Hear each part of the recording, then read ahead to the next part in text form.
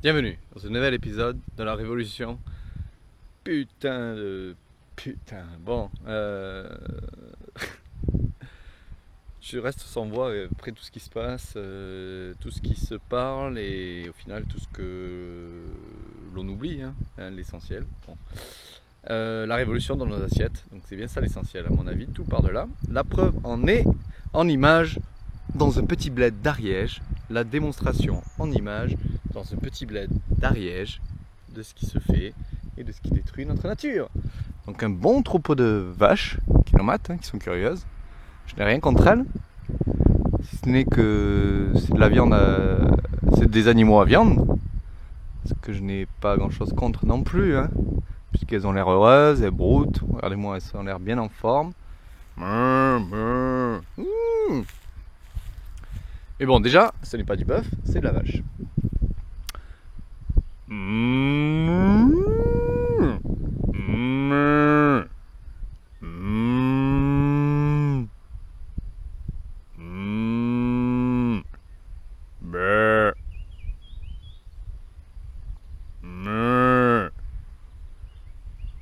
Et apparemment, elles ne sont pas insensibles à mon charme ou à mon imitation.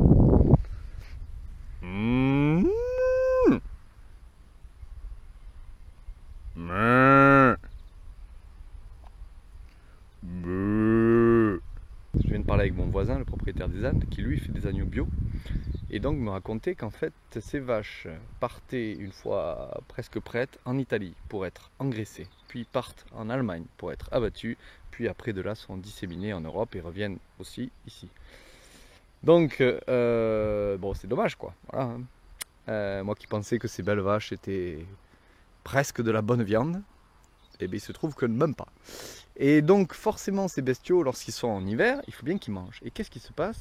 Et bien donc on fait des champs comme ceci. Des champs comme ceci pour nourrir les vaches en hiver. Donc ici ce sera sûrement du maïs, je pense qu'il a semé. Et quelle aubaine! Les semenciers OGM, enfin OGM, pas OGM parce qu'en France c'est pas forcément autorisé, mais les semenciers font des graines hybrides non reproductibles, avec des caractères bien sûr géniaux. Ouais, c'est ça. Ouais. Et ces semenciers, pour convaincre les agriculteurs, qu'est-ce qu'ils font? Regarde mec, je te paye l'arrosage, je te paye l'install, qui vaut 150 000 euros, grosso merdo. Hop, tu te branches sur la rivière qui est là-bas au fond de la vallée, et puis on est impeccable. Tu fais du maïs, tu nous rachètes des graines, et t'es voilà, quoi. T'es notre petite marionnette. Et voilà, et puis bon, écoutez, un autre des ravages de tout ça, c'est que forcément il faut toujours agrandir plus, et donc quand il y a des belles forêts, belles anciennes forêts de chênes, on est en train de tout déforester, de tout niquer, pour faire du bon bois de chauffage que l'on ne renouvelle pas. Et puis comme ça on va agrandir un petit peu la parcelle, parce que bon, elle était petite quand même. Donc voilà, bon ben c'était un peu long, je me suis un peu embrouillé, mais je suis vraiment sous le coup de voilà quoi. Et puis tout ça, ben pas un mot, pas une réflexion, mis à part à nos petites échelles, entre nous, petits militants naturels que nous sommes. Voilà, bon, allez, allez, shots. Bon voilà, j'ai mené mon enquête. Je suis sur les lieux du crime, comme on peut voir, en arrière-plan. Et donc, en fait, c'est encore pire que ce que je pensais. C'était pas juste pour agrandir le champ. C'était parce que la machine là que l'on voit, eh ben, elle était trop grande. Donc, elle pouvait pas faire le tour. Donc, ils ont dû enlever la forêt. Et même demander une autorisation à la préfecture. La préfecture a dit allez, ambiance, c'est pas de souci. Bon, bref. Donc voilà, et après l'autre point que je voulais rectifier par rapport aux 3 paroles que je viens de dire juste à l'instant, mais en fait c'était il y a quelques jours, c'était que en fait ce ne sont pas les vaches qui partent en Italie, ce sont les veaux qui partent à l'engraissement en Italie. Donc voilà, et en fait le troupeau est juste reproducteur, ils pondent des veaux tous les ans, et puis après les veaux ils partent à l'engraissement, abattage en Allemagne, et après redistribution en France et en Europe. Bref, et encore une autre chose assez intéressante que l'on voit, c'est la différence de couleur entre l'ancien champ et là où il y avait la forêt. Mais bon, d'ici D'ici un an ou deux, on verra la couleur, à mon avis, elle redeviendra comme celle-ci. Donc voilà. Et puis tout ce carbone là, ce qui était stocké, va repartir dans l'atmosphère. Putain, ils étaient fat les trucs, hein. On va bien compter le... Non, je compterai pas. S'il y en a un qui veut compter, ils me disent. Putain, ça sent bon le chêne. Voilà, on se retrouve dans le jardin. Waouh, effet spécial. Bon, nous revoilà un peu plus à l'abri de l'absurdité de ce monde qui nous entoure. Et donc voilà, dans le jardin, c'est au top, tout va bien, la mare est belle, tout se passe bien. Et donc j'ai découvert les aliens. Vous savez d'où ça vient les aliens? Eh oui, il y en a partout. Je sais pas si on voit, bon. Je sais plus si j'en avais eu d'autres. Je sais pas, en tout cas il y a des libellules. Au taquet. Bon, ce sirop va bien. Alors ici c'est des plants que j'ai achetés lycée horticole à Toulouse. C'est pas cher, c'est bio et ça aide les jeunes pour partir en voyage, faire leur projet, tout ça. Voilà, le jasmin, c'est super bien, c'est super bon, c'est super vert, c'est génial. Alors ici j'ai planté plusieurs choses, comme des melons qui sont en train de sortir, des lentilles, des haricots, des maïs, des pommes de terre. Voilà, c'est à mi-ombre, ça tape bien à des moments et puis après ça devient... bon, je vais passer par là-bas. C'est à l'ombre. L'olivier va bien. Ici les framboisiers, les repousses vont très bien. Les premières vont faire quelques framboises, mais c'est pas la folie. Je pense que comme ça a morflé l'an dernier avec la chaleur, voilà. Mais par contre les relents, les remontances vont être belles, j'ai l'impression. Donc ici il y a de la moutarde, tout ça il va falloir que je fauche pour couvrir le sol. Voilà. Ici il y a la lavande qui va bien, qui commence ses fleurs, l'ancienne jachère fleurie qui est presque pas fleurie mais presque. Et le potager qui est un peu en one again, mais bon c'est pas la priorité cette année ce potager, donc ici je le laisse un peu aller, se reposer quoi. Alors bon il y a la rhubarbe qui a fleuri, qui donc est un peu faible. Il y a les menthes, avec à côté j'ai semé à la one again des betteraves, des choux, il y a la menthe, il y a de la nette qui repousse de l'année dernière. Là encore des choux et des betteraves. Et en fait au fur et à mesure je vais couper, ça me fera du mesclun de jeunes pousses. Et pour élaguer un petit peu, et puis comme ça j'aurai un peu tout qui poussera. Voilà, les menthes, c'est au top ici. Alors ça c'est mon absinthe qui est genre la forteresse des pucerons. Et du coup j'ai pas un puceron dans le reste du jardin, enfin du potager. Et donc voilà, on voit que c'est l'orgie, mais ça ne porte pas trop mal. C'est la deuxième année, on voit que c'est l'explosion comparé à l'année dernière. Donc après il y a les arbres à asperges aussi qui vont très très bien.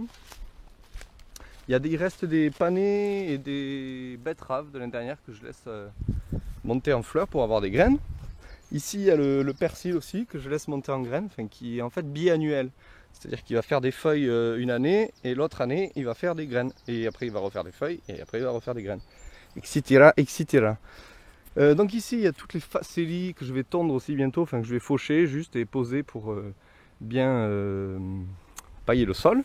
Ici il y a les fraisiers qui ont donné une belle tournée de fraises. Il y en a une autre qui est en préparation je crois. Mais c'est le bordel, c'est que ça fait des stolons partout, il va falloir que je dégage tout ça. Ici il y a des asperges qui vont bien, la moutarde, le thym citron qui est super beau. Donc là c'est la folie d'abeilles, je pense qu'on ne va pas voir, mais enfin, si on voit. Allez. Il y a des abeilles partout, c'est génial.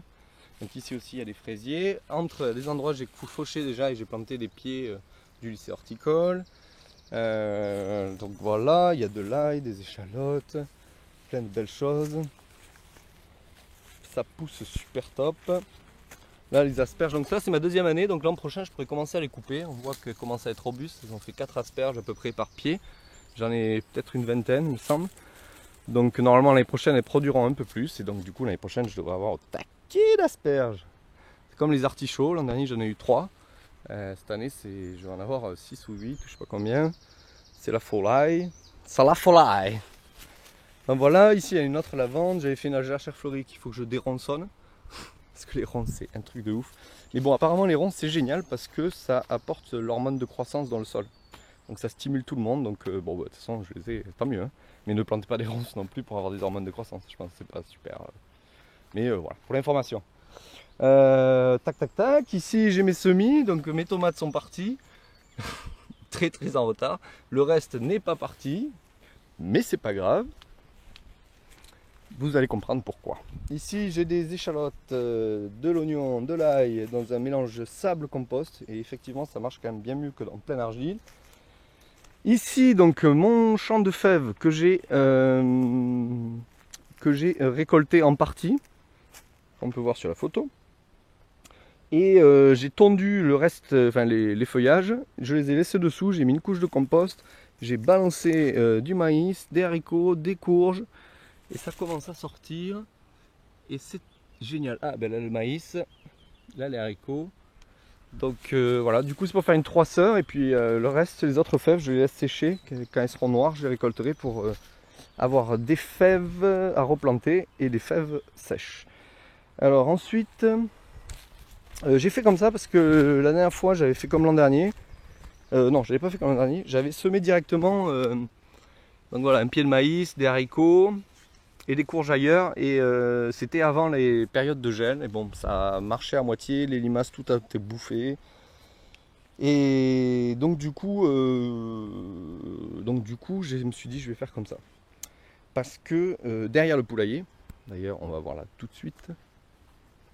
Allez, on y va comme ça, je fais un coupage montage. Donc nous voilà derrière le poulailler, le poulailler. Et donc ici j'avais planté des fèves, des maïs, des haricots. Donc c'est assez peu ensoleillé ici, hein, comme on peut voir. Voilà. Mais au final tout avait bien pris. Donc là on voit des haricots, là on voit des maïs, des fèves, là on voit des maïs, là on voit. Enfin, il y a tout qui a bien pris. J'avais mis des facélies aussi.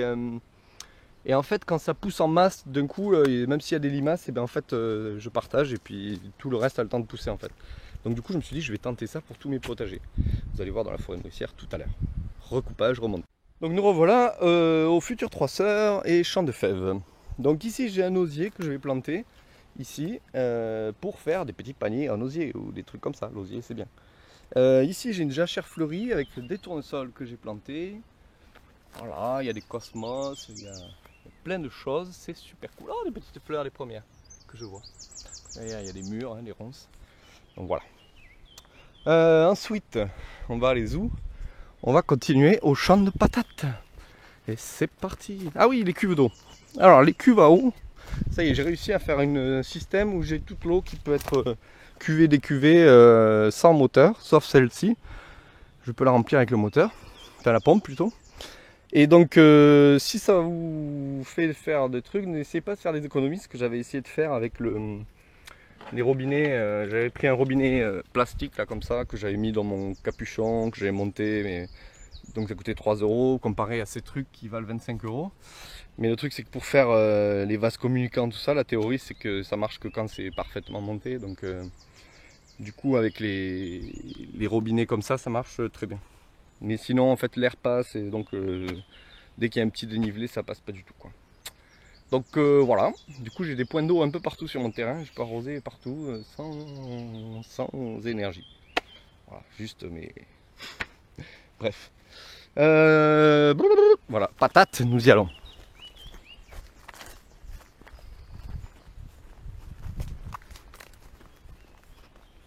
Nous voici au champ de patates, donc nous sommes un mois après le gel, donc tout avait cramé et il y a des libellules qui traînent dans les patates, je sais pas si on les voit. Mais...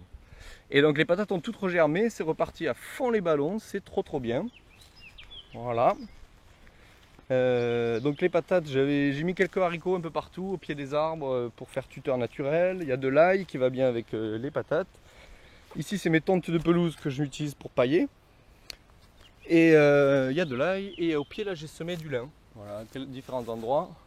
Pour apparemment c'est bon contre les drifors. Donc voilà, ici j'ai mis une autre cuve comme ça, tac tac tac, c'est impeccable. Alors ensuite on va aller dans la forêt nourricière. Et donc voilà la thématique du jour avec la déforestation, la forestation, l'agriculture moderne, ancienne, tout ça, blablabla.